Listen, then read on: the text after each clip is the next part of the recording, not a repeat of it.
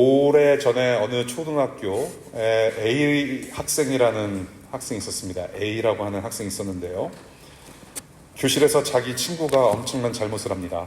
엄청난 잘못을 해서 이 친구가 이 선생님한테 걸리면 이제 심하게 아주 엄청나게 야단을 맞을 그런 상황이 발생을 합니다. 그런데 이 잘못은 이 A 학생이라는 학생의 친구가 잘못을 했는데 그 A 학생이 대신 그 벌을 받기로 마음을 먹어요. 그래서 이제 선생님이 들어옵니다. 교실문을 쫙 열고 들어오는데 저거 누가 그랬니? 선생님께서 묻습니다. 이거 도대체 누가 이랬냐고 선생님께서 이제 큰 소리로 말씀하시는데 A 학생이 바로 제가 그랬습니다 하고 벌떡 일어납니다. 벌떡 일어나면서 이제 머리를 숙이고 선생님께 잘못했습니다. 용서를 구합니다. 그런데 진짜 잘못한 학생이 이제 또 일어나는 거예요. 선생님, 제가 그런 게 아니라 내가 그랬습니다 라고 일어나요. 그렇게 고백을 하는데 선생님이 또 그러한 아름다운 광경을 보고 또 어떻게 혼을 내실 수 있겠습니까? 그래서 친구 대신 일어난 A 학생을 칭찬하고 그리고 이제 고백한 학생을 또 칭찬하면서 앞으로는 그러지 마라, 조심해라, 용서를 해주세요. 용서를 해주시고 이제 상황이 다 끝납니다. 친구가 야단맞지 않아서 정말로 그것이 감동되었을까요? A 학생은 눈물을 흘립니다. 선생님과 친구들 앞에서 학급 안에서 눈물을 흘려요. 그 학생은 이제 그 반에서 가장 착하고 사랑이 많은 아이가 된 거예요. 눈물까지 흘렸으니 그 호소력은 대단합니다. 그런데 그 A 학생은 정말로 친구를 위해서 친구의 죄를 덮어주기 위해서 그랬던 것은 아닙니다. 왜 이런 일을 했을까요? 친구가 잘못했는데. 그것은 바로 이 A라는 학생은 공부로는 인정받을 수 없고 공부로는 칭찬을 받을 수 없었기 때문에 그렇게 한번 눈에 튀어야 선생님과 친구들에게 칭찬과 인정을 받을 수 있을 거라 어떤 고도의 재빠른 계산에서 나온 행위였단 말이에요. 그러면 그 학생은 왜 눈물이 났을까요? 딱 그 시기에. 진짜로 벌 받지 않아도 되고 그래서 너무 감격스럽고 이제 살았다. 눈물이 찔끔 나는데 더 감동인 것은 작전이 성공했단 말이에요. 이제는 선생님이 나를 인정하고 학급 학생들이 나를 착하다고 인정을 하고 사랑 많이 나는 아이로 이제 소문이 날 것이기 때문에 거기에 감동을 얻은 거예요. 성공이다. 그 순간은 정말 감동이었어요. 이렇게 마음이 진실되지 못한 그 A 학생. 그 A 학생은 나중에 커서 미국에 이민 와서 목사가 돼요. 그게 바로 저예요. 친구가 저지른 잘못보다도 더 나쁜 죄였다는 것을 저는 늘 기억해요. 그리고 성장을 거듭하면서 수십 년이 지나도록 저는 여전히 죄인으로 살아오고 있고요. 저는 여러분들이 생각하는 것보다 더 나쁜 죄인이에요. I am worse than you think. 지금도 온전치 못한 마음과 행실로 이렇게 살아갑니다. 오늘 본문의 말씀은 죄에 대한 이야기예요. 상당히 불편한 이야기입니다. 죄에 대한 이야기. 요한은 오늘 본문 말씀의 목적을 2장 1절에서 이야기를 하고 있어요. 우리 한번 2장 1절 볼까요? 2장 1절 첫 번째 부분입니다. 나의 자녀 여러분, 내가 여러분에게 이렇게 쓰는 것은 여러분으로 하여금 죄를 짓지 않도록 하려는 것입니다 라고 하면서 분명한 목적을 이야기합니다. 하나님을 믿는 믿음이 생길 때, 여러분이 예수가 주인이 되시는 새로운 삶을 시작할 때, 여러분들이 교회 출석하면서 들으시는 복음으로 이제는 옛사람을 버리고 나는 새로운 생명을 가진 사람으로서 앞으로 이제 새로운 삶을 살아야 되겠다라고 결심할 때 가장 먼저 다뤄져야 하는 문제, 가장 먼저 다뤄지는 문제가 바로 이 죄의 문제라고 하는 것입니다. 혹시라도 이 말씀 선포 중에 여러분들 자신의 어떤 죄에 대한 통회와 어떤 회개의 감정이 느껴지신다면 그것이 어떠한 내용이든지 간에 그 순간 그 자리에서 여러분이 하나님 앞에 마음으로 고백하실 수 있기를 간절히 바랍니다. 성령 하나님께서 여러분 마음을 만져주시기를 간절히 바랍니다. 우리 한번 5절 볼게요. 5절부터 쭉 보겠는데요. 5절, 요한은 하나님의 본질에 대해서 이렇게 기록하죠. 하나님은 빛이시다. God is light. 요한 1서는 이제 앞으로 우리가 계속 보게 될 텐데, 요한 1서는 진리의 큰 두 기둥으로 복음을 선포합니다. 한 가지 진리는 하나님은 빛이시다라고 선포하고 있고요. 두 번째 진리는 하나님은 사랑이시라는 진리로 복음을 전파를 합니다. 그중 첫 번째인 하나님은 빛이시라는 진리를 5절부터 증거하는데요. 여기서 말하고 있는 빛이라고 하는 것은 force, 빛이라고 하는 것은 저와 여러분들의 눈에 밝게 비춰지는 어떤 문자 그대로의 빛이 아니라 메타포예요. 메타포, 비유라는 말입니다. 비유예요. 하나님은 빛과 같은 분이셔서 빛과 어둠을 나누시고, 또 하나님은 빛이시기 때문에 빛과 어둠, 빛과 같은 생명과 어둠 같은 죽음을 나누실 수 있는 분이시라고 성경은 말하고 있죠. 그러니 빛이신 하나님에는 어둠이 없다. 오직 참 생명만 있을 뿐이라고 증거하고 있습니다. 오직 빛 되시는, 아무것도 섞이지 않는, 그 어느 것과도 비교할 수 없는 참된 빛, 참 생명이신 하나님이 바로 그 빛 되신 하나님이시다. 그 하나님은 빛이시다라고 요한은 말하고 있습니다. 그래서 요한이 God is light, 요한이 하나님은 빛이시라고 할 때 He doesn't say God is the light, God is a light. 그렇게 표현하고 있잖아요. 정관사와 부정관사의 도움을 필요로 하지 않는 God is light. 하나님은 빛이시다. 그렇게 증거하고 있습니다. 그 어느 것과도 비교할 수 없고 그 어느 것과도 대체할 수 없는 참된 빛, 참 생명을 가리켜서 그렇게 표현하고 있는 것이죠. 그렇게 빛이신 하나님 앞에서 지금 저와 여러분들 인간들의 영적 상태가 어떠한지, 특별히 이 요한일서가 쓰여졌던 그 당시 유행했던 영지주의자들, 지난주에 말씀드렸듯이 나스티시즘, 그렇죠? 그 거짓 교사들이 지금 현재 무엇을 주장하고 있고 이전의 성도들을 어떻게 꼬셔내고 있으며, 그래서 요한은 어떻게 반박하고 있는지를 6절부터 10절까지 우리가 한번 쭉 보게 됩니다. 우리 한번 6절부터 10절 보겠는데요. 6절부터 10절까지 여러분들이 꼭 이제 눈여겨서 보셔야 될 것은 6절과 9절과 10절은 특별히 영어 성경으로 보시게 되면 원어로 if로 시작합니다. if. conditional clause. 만일로 시작해요. 만일, if. 우리가 하나님과 사귀고 있다고 말한다면, 그렇게 말하면서, 그게 6절이에요. 9절. 우리가 죄가 없다고 말하면, if. We are without sin.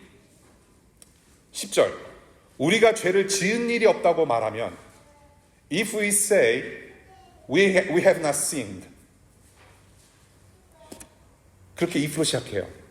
그래서 이 모두 그 당시 영지주의자들이 주장하는 것들로 보여지고요.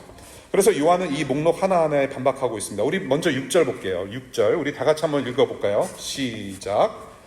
우리가 하나님과 사귀고 있다고 말하면서 그대로 어둠 속에서 살아가면 우리는 거짓말을 하는 것이요 진리를 행하지 않는 것입니다.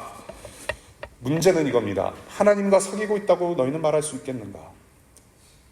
하나님과 사귀고 있다고 말할 수 있겠는가?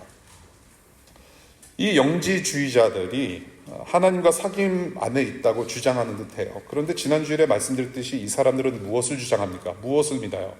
예수 그리스도를 믿지 않아요. 예수 그리스도의 성육신, 하나님 아들의 성육신, 사람의 몸으로 오심을 부정하고 있는 사람들입니다. 그래서 하나님을 만날 수 있는 유일한 길이 누구시죠? 예수 그리스도예요. 예수님을 통해서 하나님을 만납니다. 그러니까 하나님을 만날 수 있는 유일한 통로이신 예수 그리스도를 부정하기 때문에 빛 대신 하나님을 만날 수가 없는 것이죠. 하나님이 빛이신지를 모르는 거예요. 그래서 요한은 반박합니다. 두 가지로 반박을 해요. 첫 번째, 빛 대신 하나님과의 사귐이 없으니 여전히 너희는 어둠 가운데 있다라고 말을 해요. 어둠 가운데 있기 때문에 하나님과 상관없는 일을 계속하고 있다는 것이죠. 따라서 하나님과 사귄다고 하는 그들의 주장은 거짓이라고 지적을 합니다. 진리를 행하지 않는다라고 얘기를 해요. Doing the truth. 진리를 행함. 진리는 성경에서 지금 말씀하고 계시죠. 진리는 저와 여러분들이 어떤 믿고자 하는 어떤 믿음, 어떤 철학, 어떤 그런 것이 아니라 무언가를 행하는 것에 있다라고 얘기를 하는 것이죠. 진리를 믿으면 행함으로 나온다는 겁니다. 믿음은 행함으로 나오게 되어 있어요. 믿음과 행실은 직결되어 있는 문제인 것이죠. 그래서 봐라, 너희들은 하나님과 사귄다고 하면서 너희들은 진리를 행하고 있지 않다. 여전히 어둠 가운데서 그러한 일들을 하고 있다라고 지적을 하는 것이죠.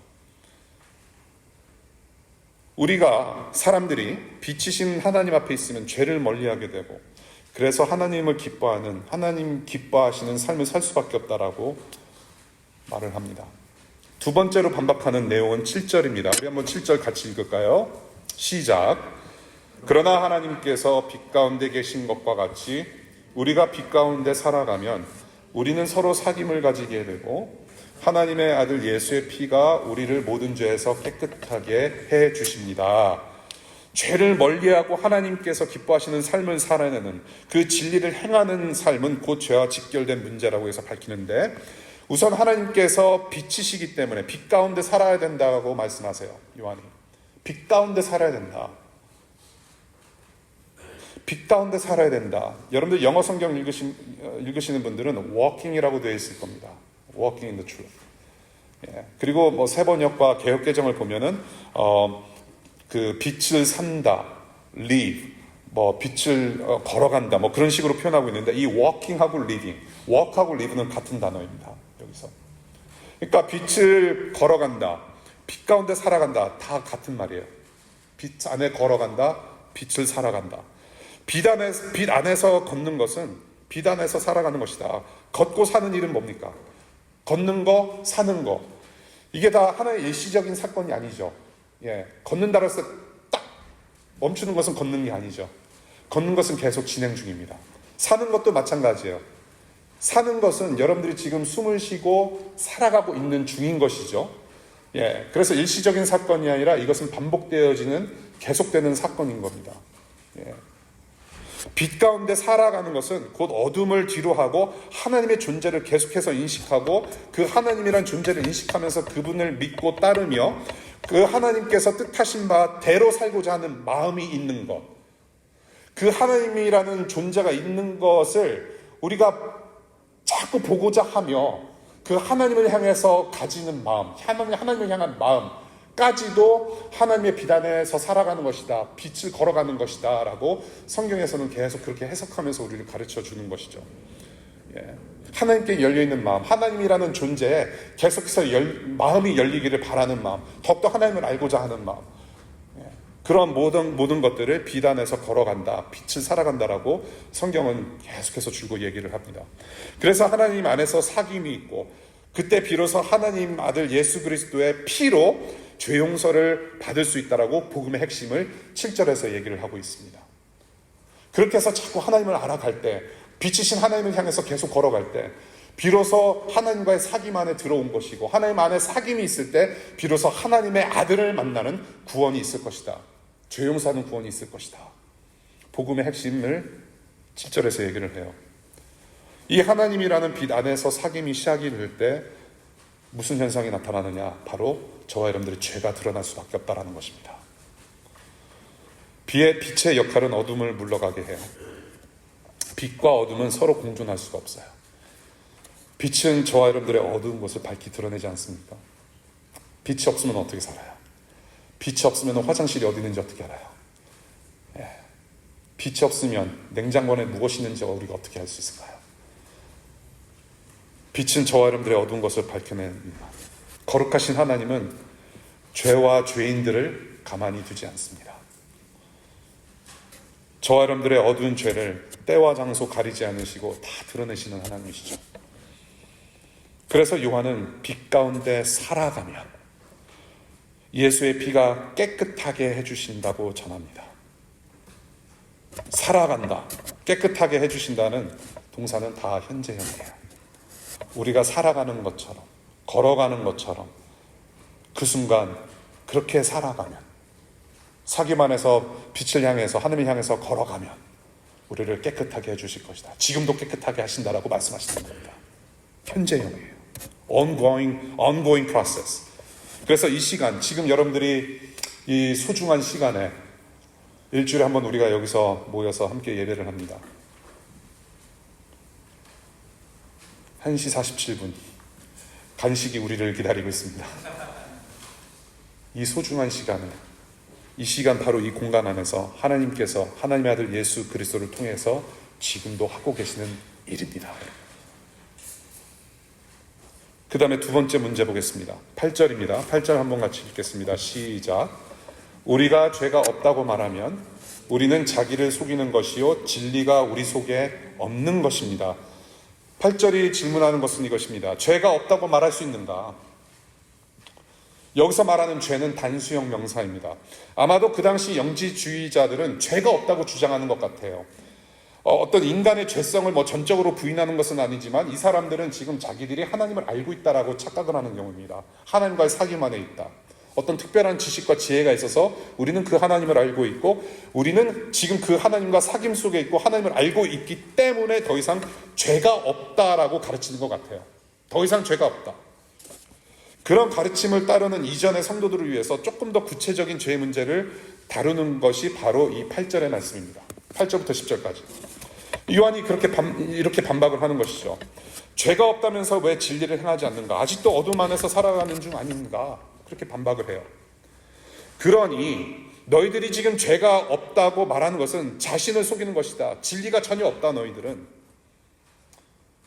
죄는 분명히 우리 안에 내재된 문제라는 것을 사실은 이 요한 1서뿐만이 아니라 계속해서 가르치고 있어요. 죄의 문제예요. 인간들의 문제는. 그래서 신앙생활이 힘든 거죠. 그래서 신앙생활이 힘든 거예요. 학업으로 인한 신앙생활의 힘듦? I don't know about that. 여러분들 직장생활 때문에 신앙생활이 힘드십니까? 그럴 수도 있겠죠. 관계의 문제, 가정의 문제 때문에 신앙생활이 힘든 것일까요? 성경은 그렇게 가르치고 있지 않죠. 죄의 본성을 가진 인간의 타락으로 인해서 시작된 문제가 바로 우리가 가지고 살아가는 문제들인 거죠. 우리의 마음에서 시작이 돼요. 그래서 신앙생활이 힘들어요. 쉽지 않아요. 우리는 여전히 죄와 싸워야 하는 구원의 과정에 있기 때문에 그렇죠. 예수 그리스도를 주로 시인할지라도 여전히 우리는 죄와 싸워야 하는 의무가 있습니다. 죄와 싸워야 돼요. 장차 완성될 구원을 위해서 오늘 이 시간에도 여전히 죄와 씨름해야 될 의무가 있어요. 그래서 힘들어요.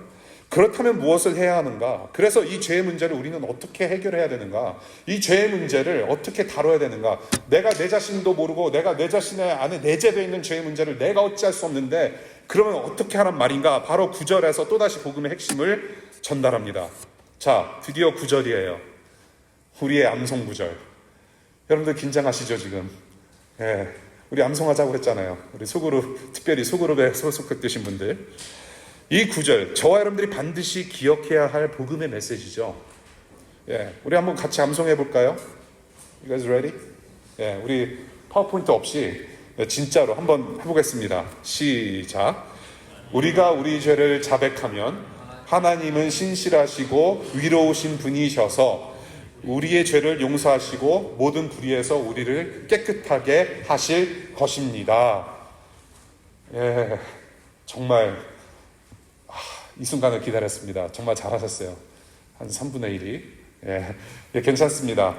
못 외우셔도 돼요. 우리 자막을 보면서 다시 한번 우리 큰 소리로 선포하면 좋겠습니다. 시작.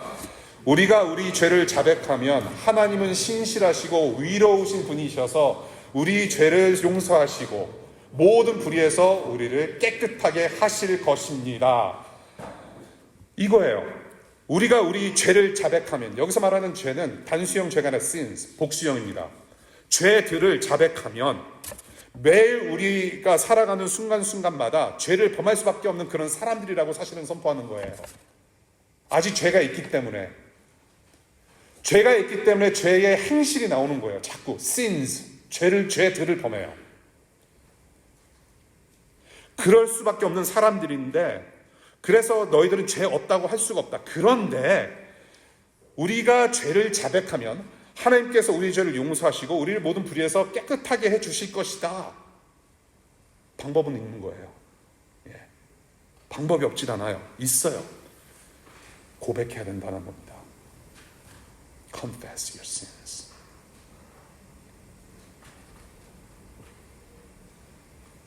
우리는 죄 가운데 살아가고 있고 죄를 짓고 산다. 죄가 있다.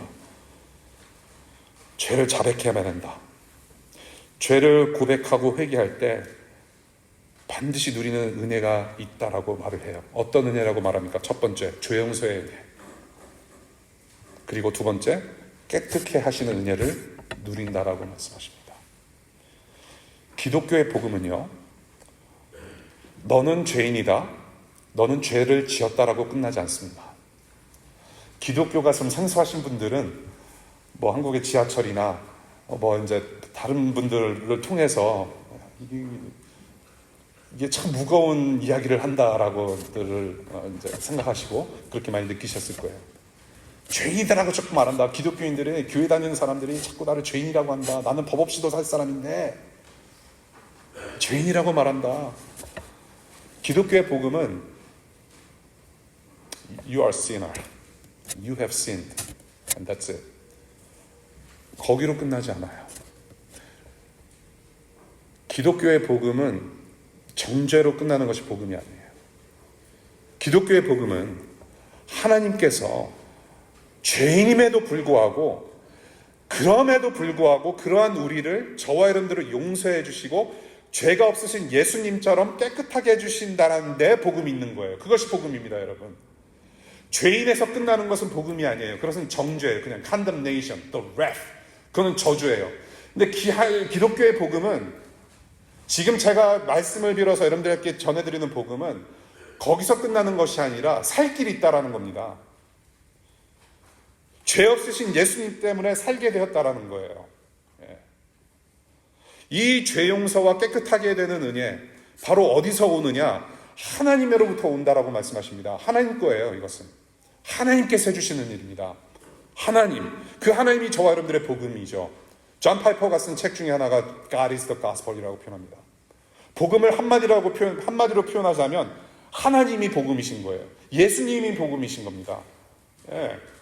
그 하나님 때문에 우리가 자백할 수 있고 고백할 수 있고, 그 하나님 때문에 우리가 언제든지 나아갈 수 있고, 그 하나님 때문에 언제든지 우리가 도움을 요청할 수 있고, 그 하나님 때문에 우리는 언제든지 나아가서 죄 용서를 받고 새로운 삶을 계속해서 매일같이 새롭게 시작할 수 있는 은혜를 누릴 수 있다는 것이에요. 그것이 바로 복음인 것이죠. 그래서 우리가 주목해야 될 부분이 무엇이냐? 그 다음으로 주목해야 될 부분은, 그래서 하나님은 도대체 어떤 분이신가? 그러한 하나님은 어떤 분이신가? 요한은 지금 하나님에 대해서 두 가지 성품으로 말하고 있습니다. 첫 번째, 9절 뭐라고 말씀하십니까? 하나님은 어떤 분이시다? 신실하신 분이라고 말씀하세요. 하나님은 신실하세요. God is faithful. God is a God of faithfulness. Faithful God. 변함없이 언제나 항상 거기에 계셔서 저와 여러분들 위하시는 하나님이시래요. 그러니까 우리는 언제든지 나아갈 수 있는 겁니다. 예, 변함이 없으신 분이에요. 어제나 오늘이나 내일이나 yesterday, today and tomorrow same God. 변함이 없으세요. 그것을 우리는 신실하신 하나님이라고 봅니다. 그래서 우리가 언제든지 자백하면 언제든지 용서하실 수 있는 분이세요. 우리가 언제든지 하나님 앞에 나아갈 수 있는 근거가 되는 하나님의 성품인 것이죠. 하나님의 존재. 죄인들을 용서하시고 받아주시는 은혜의 하나님이시다. 신실하신 분. 두 번째, 하나님을 어떻게 소개합니까? 하나님을 위로우신 분이라고 소개를 해요. God is righteous. God is a God of righteousness. God of justice. He is just라고 표현하죠. 영어 성경에서는. 위로우신 하나님이다. 위로우시대요. 정의로우신 하나님, 공의로우신 하나님, 공의의 하나님, 정의의 하나님. 그래서 여기서 한 가지 문제가 발생합니다, 여러분. 죄를 싫어하시고 죄 가운데 있는 죄인들을 마땅히 처벌하셔야 하는 정의와 공의의 하나님이신데, 그 위로우신 하나님께서 어떻게 용서를 하실 수 있나요? 하나님은 신실하시고 위로우신 분이신데 우리를 용서하신다.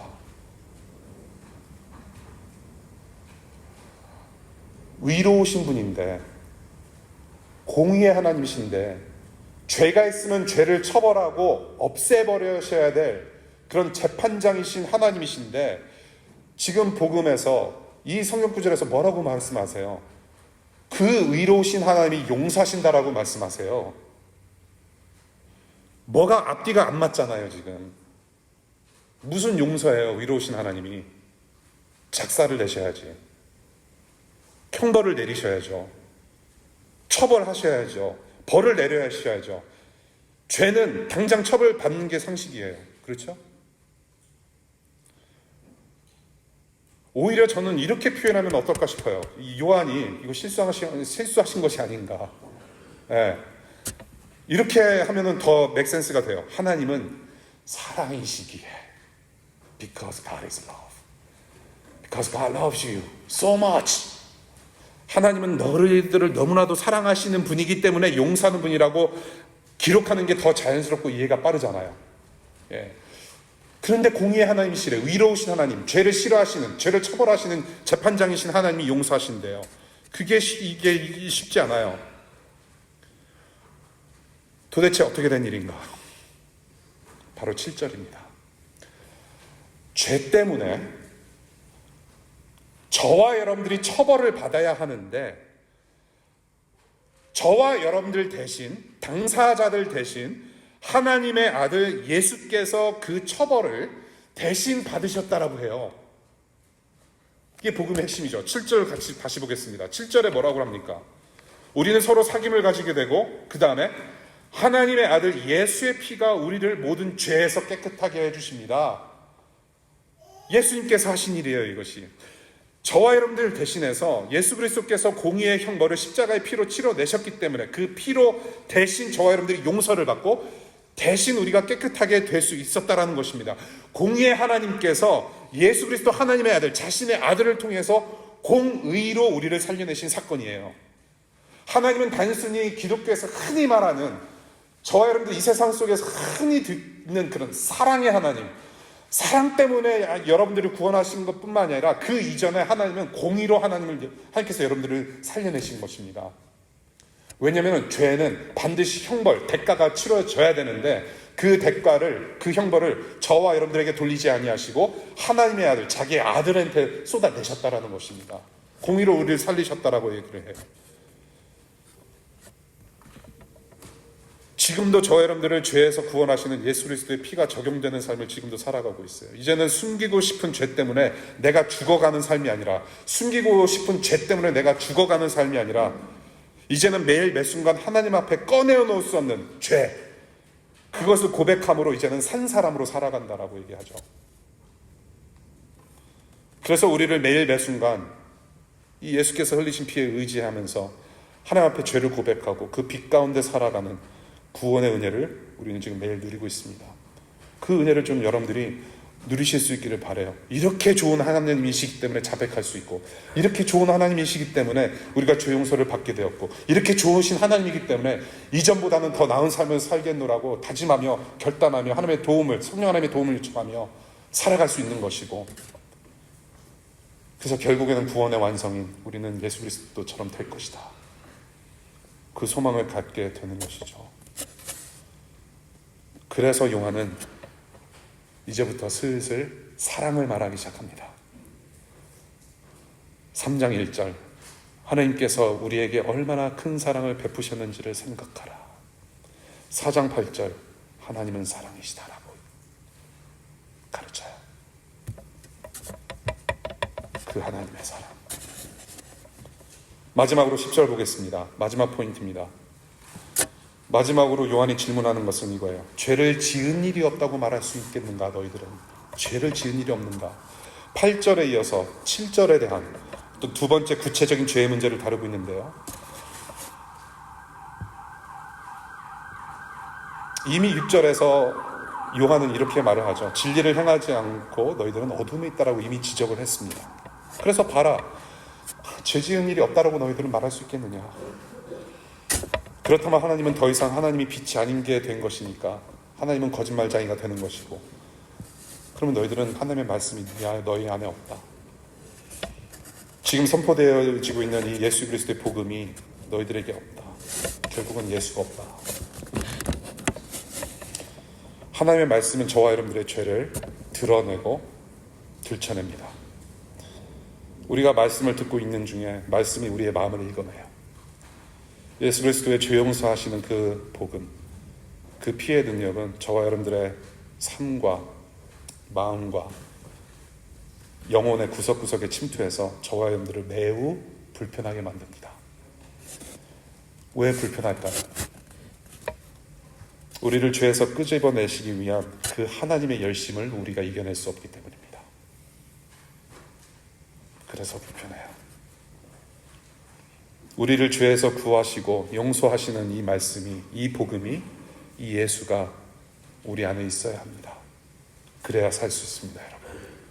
이 복음을 여러분들 귀로, 마음으로 들으실 수 있기를 바랍니다.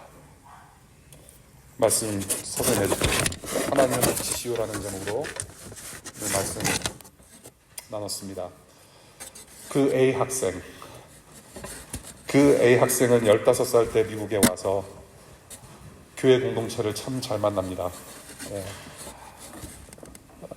미국에 와서 교회에 잘 들어가서 어린 나이에 제자 훈련을 들어갑니다. 제자 훈련에 참여하게 되는데 그 첫 암송 구절이 바로 요한일서 1장 9절이었습니다. 좀 달라요. 그때 당시는 세번역이 없었기 때문에 옛날 성경이었기 때문에. 그렇다고 해서 옛날 성경에서 구한말 시대, 조선 시대 성경은 아닙니다. 만일 우리가 우리 죄를 자백하면 하나님은 미쁘시고 의로우사 우리 죄를 사하실 것이며 모든 불의에서 우리를 깨끗하게 하실 것이요.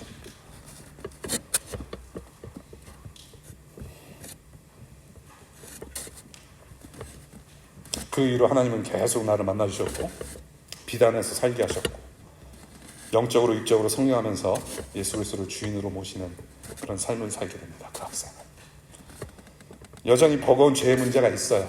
저도 나름대로 씨름하는 게 있고 결코 온전치 못한 삶을 살고 있지만 이 예수라는 분 때문에 나의 죄를 짊어지신 예수님이라는 그 복음의 은혜 때문에 저는 계속해서 부족하지만 더디지만 변화받는 삶을 지금 여러분들과 함께 살고 있는 것 같아요.